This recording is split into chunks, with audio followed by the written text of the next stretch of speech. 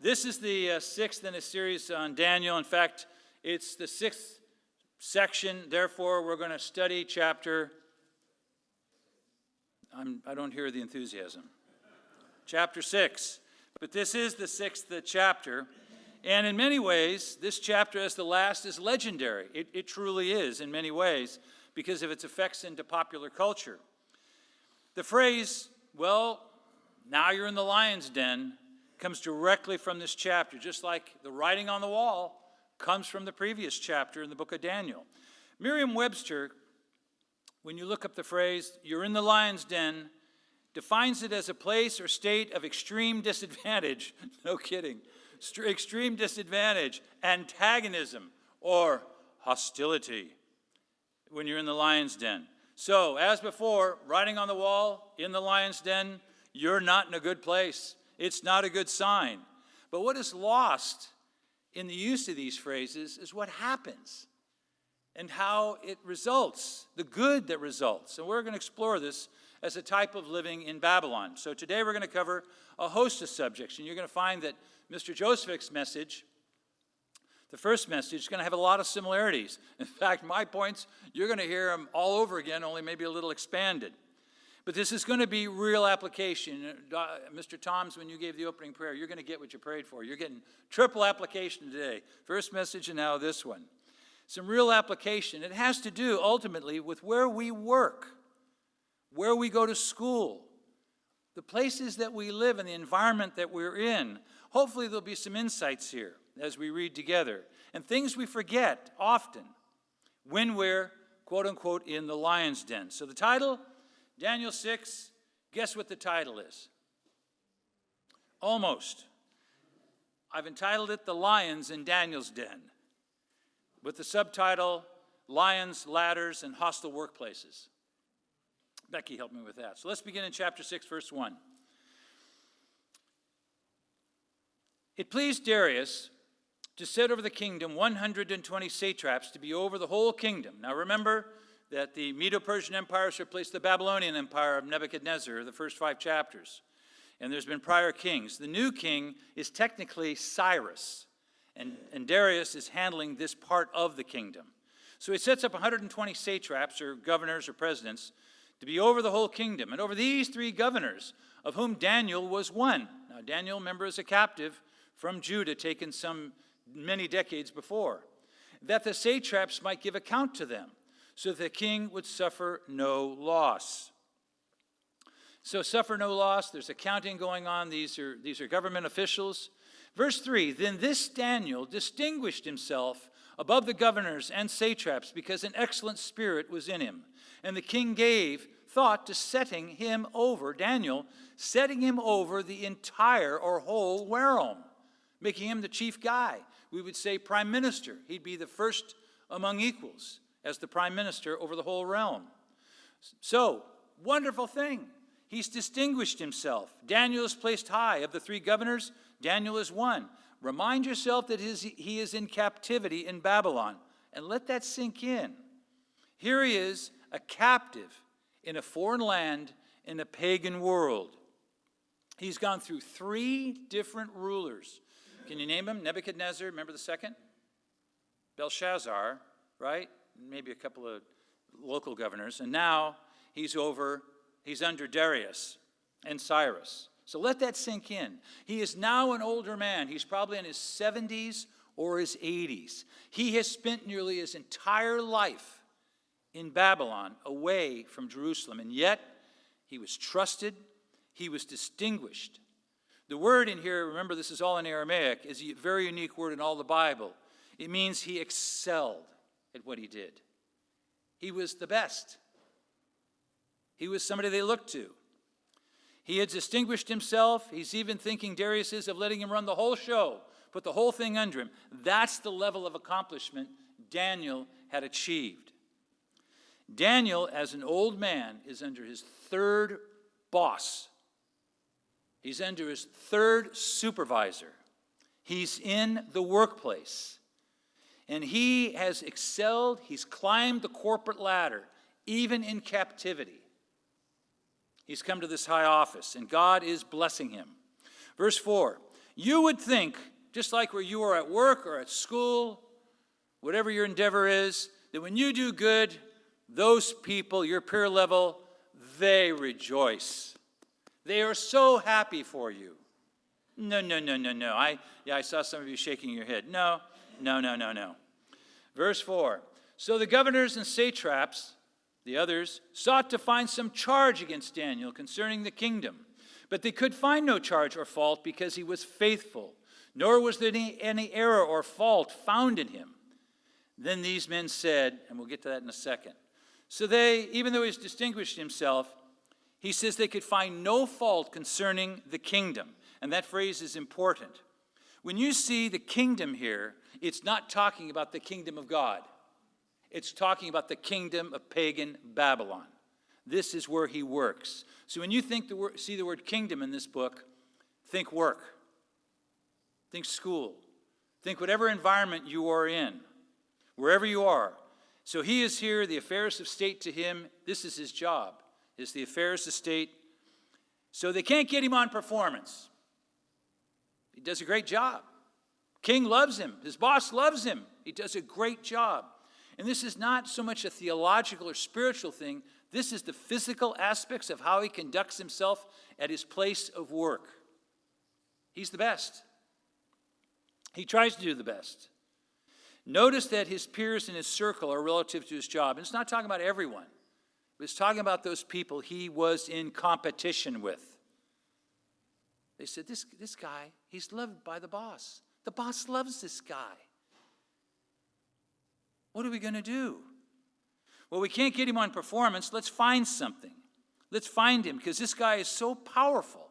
But by the way, he's not one of us. He's a pagan. He's one of the captives from Judah. We can't get rid of this guy. So we've got to find something. They could find no fault, for he was faithful in the execution of his job. We also know from a spiritual side, he was very faithful, which we'll get to. So lesson 1, boys and girls. I think it's interesting. Knut's retired and I'm retired. Guess what we have lots of? Advice. Lots of advice. So you're going to get it. Lesson 1, do your job. Do your job that you get a paycheck for. And do it well. Be faithful regarding the execution of whatever you are hired to do. Lesson 2, if you're in any type of competitive environment, be forewarned. Be aware. Be woke. Because there will be people who will not share in your good work. But you need to do good work. I'm going to make a very controversial, semi-controversial statement, especially to the younger folk, those people under 55. How many of you heard of Mike Rowe and Dirty Jobs? Most of you have. You haven't? Google it. Mike Rowe of Dirty Jobs says, simply don't follow your dreams. Don't follow simply your dreams. He says, bring them along with you. Find something you are good at, that you are possibly very good at, and get better. Get a lot better. Love, not just anything, but love what you do well. Find out what you're good at. Everyone is good at something. Everyone has talents, maybe unexplored talents. Many of us in this room, and I know a couple dozen, what they started out to do and what they ended up doing that they love and excel at, they're not always the same thing. So bring your dreams, bring your passions along, but be good at what you do and love what you do and do it well. Daniel did, and he did it under horrible, horrible conditions.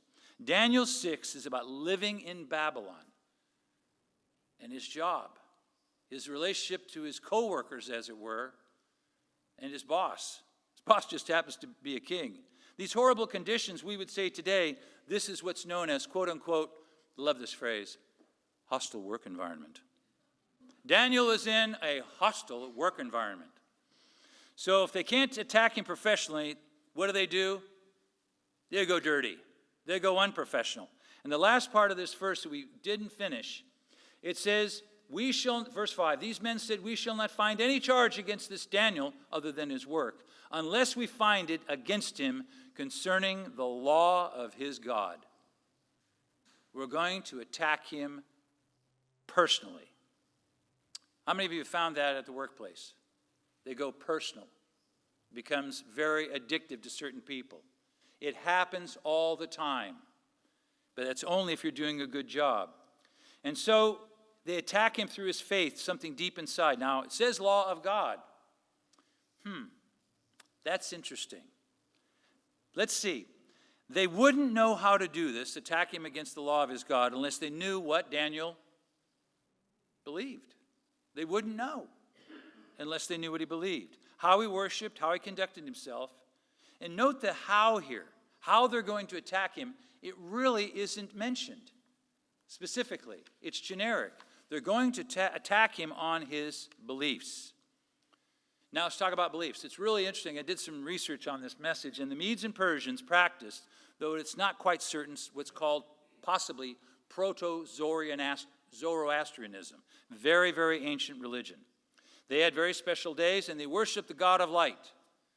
The name of that God, does anybody happen to know? Ahura Mazda. Ahura Mazda. And yes, I'm sorry if it offends, that's where Mazda cars gets their name. Laugh though you may, Google it. Google it. That's where they derive their name. Our family has owned Mazdas. They're good cars. They're great cars. In fact, one of the first cars we had was the GLC. It stood for Great Little Car. We loved it. It was a great car. But if you look at the sun disk, that's what it's called. The sun disk on their emblem, it's two wings. It's two wings. It's the Faravashar. It was originally Zoroastrian and, winged disc. But there's no association between Mazda cars and pagan worship. I can tell you, my daughter has a Mazda. She does love that car. But there's no worship connected to it, no more than Subaru. You know where Subaru gets their symbol? Taurus, the constellation Taurus, Ford, Chevy, Dodge, those names named after egomaniacs. You laughed. Tesla. Does anybody know where the name Tesla came from? From Nikolai Tesla. It's the guy who developed stable alternating current, the AC-DC wars. He was also a renowned psychic. Do you know where the name came from? Disneyland. Was it? Oh, forget it. Wait, where'd I get this? Where was I? I was in Babylon, right. We're in Babylon. But just as Daniel is in Babylon, we're surrounded by it, in some cases symbolically. Where do you get your coffee? There's a great symbol there. It is around it. But the situation for Daniel was far, far, far worse. So let's pick it up in verse 6. So these governors and satraps thronged before the king, and they said thus to him, King Darius, live forever. Remember, that's always the sign, good sign when you go before the king. King, live forever. All the governors of the kingdom, the administrators and satraps, the counselors and advisors have consulted together, that's not true, to establish a royal statute and to make a firm decree that whoever petitions any god or man for 30 days, except you, O king, shall be cast into a den of lions. So it's the 30-day rule. Anybody that worships anyone but you, O king, may you live forever, is to be thrown into a den of lions. So he keeps going. He says, now, O king, establish, verse 8, now, O king. Notice the O kings, if you highlight it in this, O king, O king, O king. O king, establish this decree and sign the writing, so that it cannot be changed, according to the law of the Medes and Persians, which does not alter. Therefore, King Darius said, yep, sounds good to me. Worship me and only me for 30 days. Sounds good. I'm good with that. Where do I sign? And he signed it. King Darius signed the written decree. Notice what's not mentioned here relative to what they were going to catch him on, the law of God. Sabbath isn't mentioned. Holy days aren't mentioned at all. There are no other practices. But worship. You cannot worship any other person or God except the king. They attacked him on the general practice of worship. Fidelity to God, any God. And it's really kind of fascinating in its scope. because it really encompasses everything and anything. What's interesting, and the commentators really aren't sure why, 30 days. There possibly is a reason for 30 days because of Daniel's faithful observance. Within 30 days, they knew how devout and faithful he was. They would catch him. Verse 10.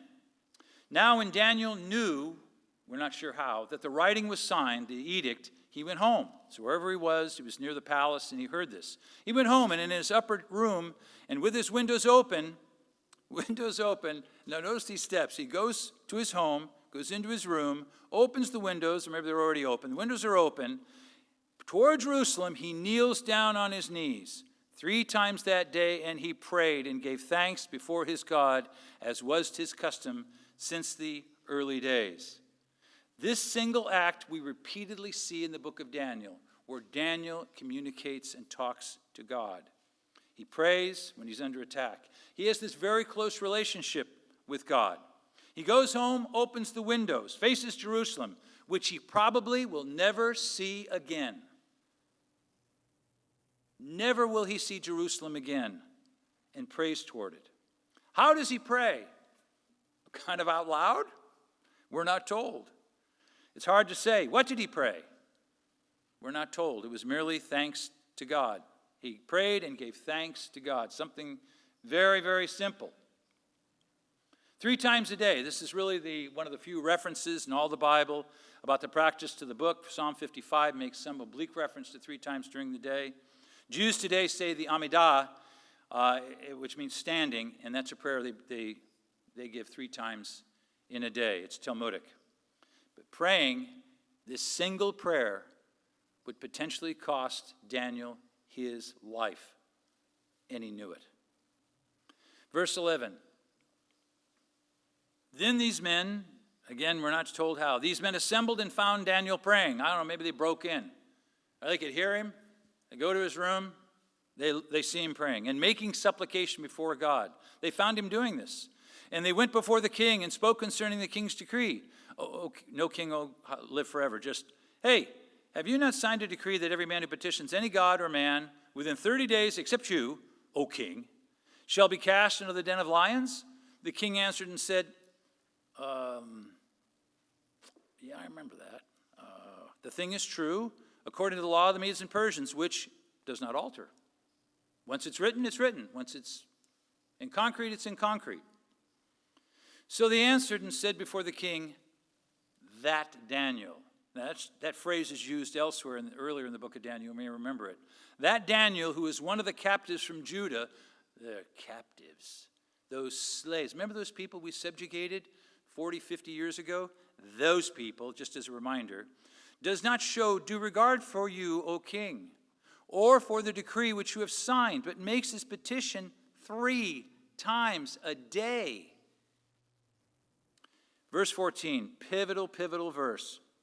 Verse 14, and the king, when he heard these words, knew he was caught in a bind, was greatly displeased. With whom? Not as satraps and governors, not with Daniel. He was greatly displeased with himself. And this phrase is so telling of one of the most pivotal verses in this entire chapter. And the king set his heart on Daniel to deliver him. He labored till the going down of the sun to deliver him. What does that mean? That means, I think, my interpretation, he tried with the satraps and other governors. Let's talk about this. There's a way out of this. We'll try and figure out how to stop this from happening. He loved Daniel or greatly respected him. I think he had great affection for Daniel, as did the other kings. Well, Belshazzar, he didn't care for him too much. He labored till the going down of the sun to deliver him. He made every attempt to stop this decree from going through. He was displeased. He probably felt duped, but because he trusted Daniel completely, he excelled. There was possibly this friendship. So here are 2 people caught in a bind, Daniel and the king Darius. It continues. Verse 15. Then these men approached the king and said to the king, you're not going to get out of this.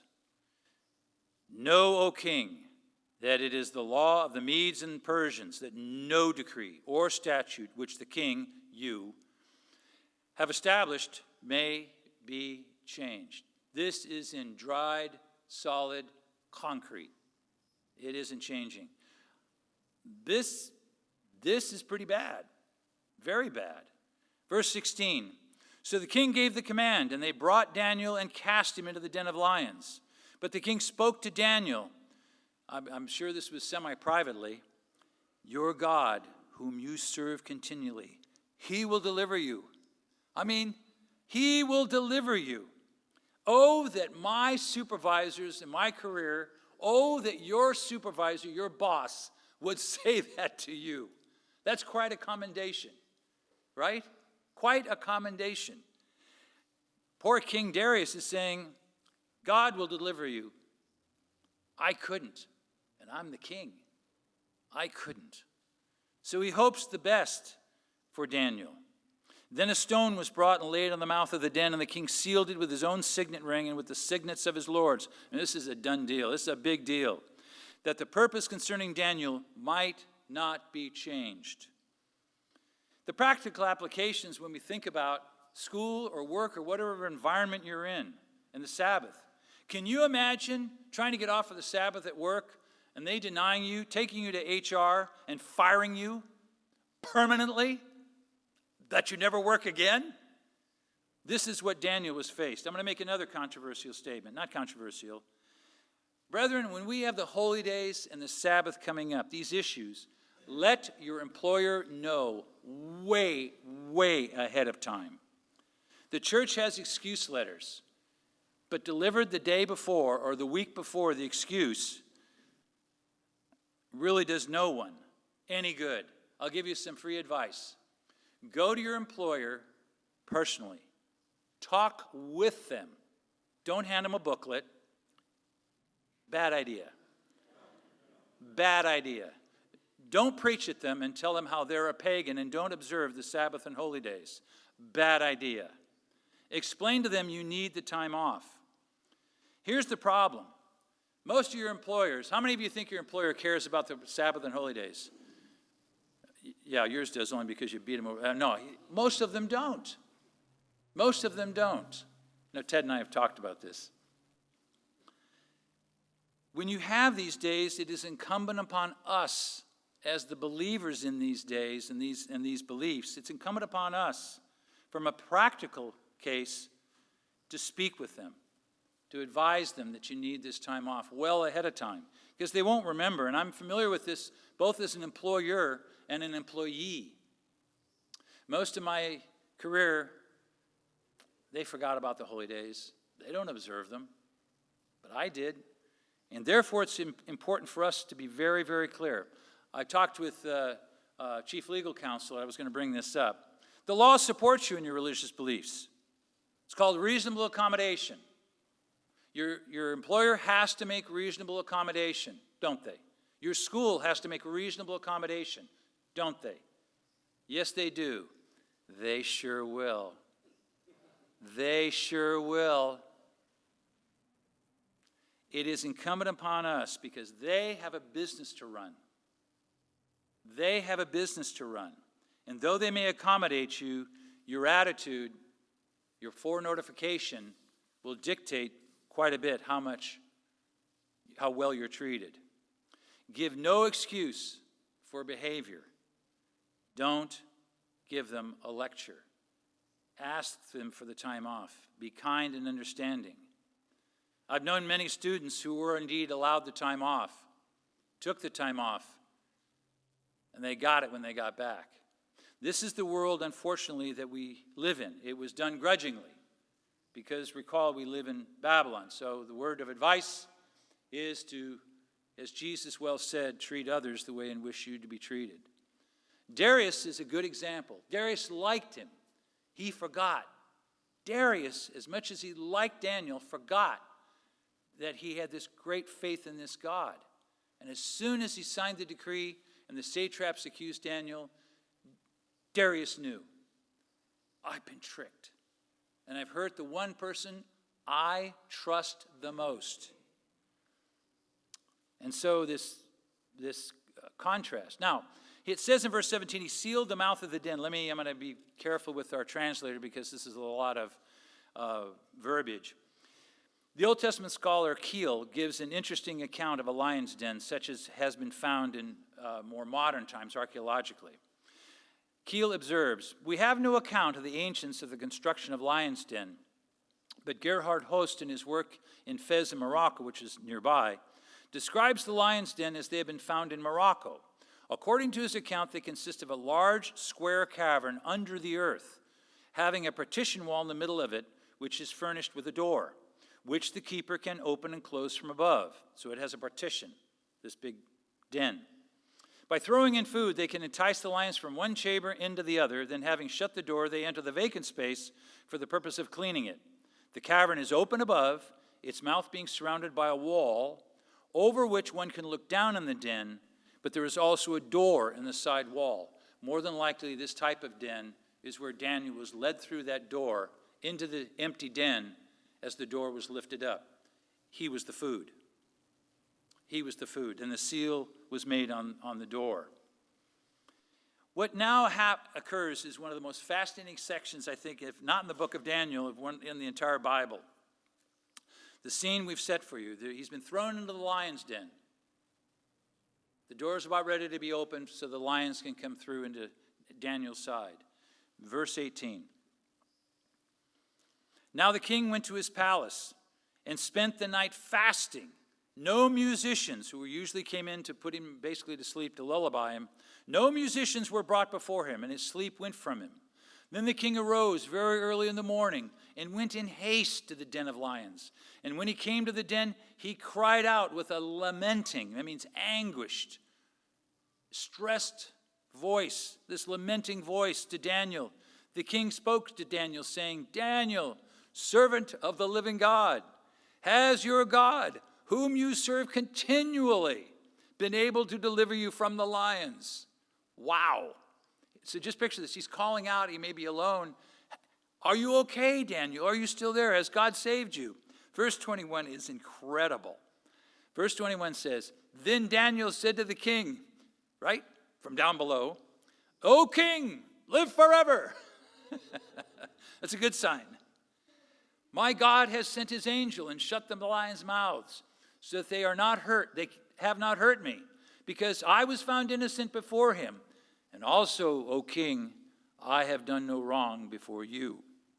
Very interesting. The king is scared to death. He's fasted. He's prayed. He has a fitful sleep, no lullabies. He calls in a lamenting voice to Daniel, who's down in the den, wondering if he made it through the night. It's very reminiscent of what? Shadrach, Meshach, and Abednego in the furnace of fire. Same type of situation. "My God has sent his angel. My God has sent his angel and rescues Daniel." It's difficult to determine at this point if the angel here mentioned is the angel of Yahweh, who we think and know it is an anthropomorphic or an embodiment appearance of Jesus Christ. I believe it is, for a number of reasons. There is a repeated redemptive effect or theme throughout the book of Daniel, very similar to what we saw with Shadrach, Meshach, and Abednego. Additionally, there is a repeated spiritual context. In other words, this non-physical entity appears, sent by God to help the individual. There's near exact language with verse 328, where Nebuchadnezzar says, God has sent his angel. God has sent his angel. And most commentaries believe that is Jesus Christ in pre-incarnate form. And the language found in Daniel 7, which comes after this, and other chapters speak of this otherworldly existence of this spiritual being sent by God. So I believe we could say, therefore, that Daniel was saved, just in fact, a little bit like the special music, saved by God through Jesus Christ. He has saved Daniel from the lions. It's interesting, it just says how they stopped the mouths. How did he stop the mouths? Did he bring meat in? Did the angel bring meat in? Did he get him to scare him to death? I mean, I know if I was a lion and this thing showed up in the middle of this den, it'd scare me to death. It it would definitely do that. We just aren't told. Verse 22 is interesting, very interesting, because he says, "Oh yeah, O king, I didn't do anything wrong. I didn't do anything wrong, and I was found innocent before my God." The same words, "I've done no wrong before you." My intent was not to disrespect you, right? My intent was not to give disfavor to you, O king. You know that this was not something I wanted to do. So Daniel and Darius, obviously, they have this great relationship, this tremendous relationship. Not only does he do a tremendous job, he has this very strong, faithful attitude. And he gets that from God and from Jesus Christ. Daniel was saved because he believed in his God. He says, verse 23, "Now the king was exceedingly glad for him," I'll bet, "and commanded that they should take Daniel up out of the den." I guess so. So Daniel was taken up out of the den, and no injury whatever was found on him because he believed in his God. Much like, again, the fiery furnace of Shadrach, Meshach, and Abednego. Remember, no smoke was found on them. They were not hurt whatsoever. The same with Daniel. All because he believed in his God. So Daniel is saved. Then what happens is a little bit troubling. Verse 24. "And the king gave the command, and they brought those men who had accused Daniel, and they cast them into the den of lions. Them, their children, their wives, and the lions overpowered them, so much that they broke all their bones in pieces before they ever came to the bottom of the den." Pretty gruesome. Then the King Darius wrote, verse 25, "To all the peoples, nations, languages that dwell in all the earth, peace be multiplied to you. I make a decree that in every dominion of my kingdom, men must tremble and fear before the God of Daniel." Notice what this is very reminiscent of. The same decree that Nebuchadnezzar made earlier, that they must tremble and fear before the God of Daniel. "For he is the living God and steadfast forever. His kingdom is the one which shall not be destroyed." Here we're obviously talking about the kingdom of God. "And his dominion shall endure to the end. He delivers and rescues. He works signs and wonders in heaven and on earth. Who has delivered Daniel from the power of the lions?" So this Daniel, verse 28, prospered in the reign of Darius and in the reign of Cyrus the Persian. What's interesting about this is, unfortunately, Darius was a pagan king. He did not technically observe God's laws. He observed the ways of the world. When you destroy an entire group of people that is in competition with you, today we call it a restructuring. If you've ever been through a restructuring, this is a restructuring. They remove all the old regime. Unfortunately, women and children were part of this restructuring. Darius did not follow Deuteronomy chapter 24, if you want to look it up. That's where the fathers shall not be put to death because of the children shall not be put to death because of the fathers. Each shall die for their own sin. Unfortunately, he executed very harsh judgment. It's interesting in these verses of his proclamation, he basically says, no other God saves this way. This is true. I'm sure that Darius was one of the most surprised that indeed God did intervene. We're not told too much about Darius after this. In Daniel, it is thought by most commentators, chapter 6, the end, is in many, many ways the end of the book. You probably don't think that, but from a practical application, 1 through 6 is the end of the book for practical application. 7 through 12, there are 12 chapters. The remaining chapters are the ones everybody remembers. They remember those because those are full of mystery and prophecy and animals and winged beings, and has a lot to do with the end times. But the book in many ways ends from this perspective. It becomes a lot more grand in terms of scope. It's not so, as we say, not so practically or practical of use as it is in this chapter. It's also thought by many of the commentators that Daniel, after this, retired. He left the employ. He was an old man. He'd earned his stripes. And I'm sure that it makes sense, especially after the lion's den, because we're not told too much about what happens to Daniel after this episode. As we'll see in the subsequent chapters, he recounts and reminds us of visions that he's had and told about those prophecies. But they're all relating to prior kings. We don't see any kings or rulers after chapter 6. And we will go through chapter 7 through 12 in time. It's already taken me over a year and a quarter to get to chapter 6. So, Lord willing, we'll have time to go through the rest of the chapters. But we need to conclude on the practical aspects of this chapter before we leave it. Indeed, it was not Daniel in the lion's den. It was the lions in Daniel's den. He owned that den. He had lots of help. But it was Daniel through God who won. God saved Daniel. I want to look at the steps and analyze a few of the steps as we close. And I, like Canute, am just going to have a few points for you. And they'll be very, very similar because they should be similar. And we apply it to our life. We are not of this world. We are not of this kingdom. We seek another kingdom that is not here yet. But we are representatives of that kingdom. And so whereas we are not of this age, not of this kingdom, we live in it. And we must adapt. We must adapt exactly like Daniel. Adapt does not mean compromise. Adapt means just exactly that. We adapt in that we must work a little bit harder, sometimes a lot harder in what we do and where we live. We must do our very, very best because in times in the future, it may be to our best advantage. We adapt. We're more aware whether we are in school or at work, in our career, our chosen occupation, or our life. And the reason is we will be watched. Just exactly like Daniel was, we will be watched. They will notice that you take this day off today. They will notice that you don't take off other days, that you take off some days in the spring and you take off days in the fall. Now to us, that's normal. It's not normal. It's abnormal to the rest of the world. And therefore, we will be watched. We will possibly be ridiculed. In fact, in many cases, you can count on it.